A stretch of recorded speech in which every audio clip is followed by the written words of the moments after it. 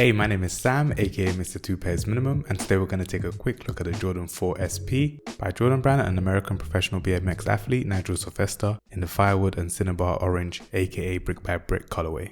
These were released on the 14th of March 2025 for the retail price of £210 here in the UK. Shout out to the retailer Offspring. It comes in a Bike Air branded debossed brick printed box that has a matte texture to it. Open up the box comes with shoes bound by blue velcro tape, just like brick pallets are packaged. The shoe is wrapped in white paper inside a translucent lockback. I love the packaging, but we're not here for the box, so let's get right into the shoes.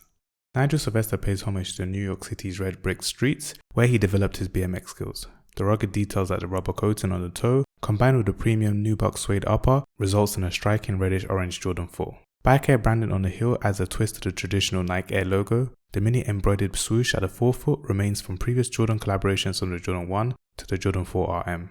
Plus reflective 3M accents behind the mid-panel cage for extra visibility on night rides. Final details include customized insoles with Go graphic representing his go-getting spirit to inspire his followers to take action to reach their goals. On feet I like to go up half a size with Jordan 4s, like I did in this video, but on this pair I feel like I could have remained true to size due to these having a wider toe box similar to the Nike SB Jordan 4s. The glossy semi-translucent soles provide slightly better traction while offering a visual contrast to the Cell midsoles. This vintage touch adds to the build over time theme, and this unique color looks great with both blue and black jeans. As usual, purchase links will be in my YouTube video description. Thanks for watching. Drop me a like and comment Bricky to show me you enjoyed this video. Now let's discuss. Did you pick these up? Did you miss out? And are these an early shout for shoe of the year?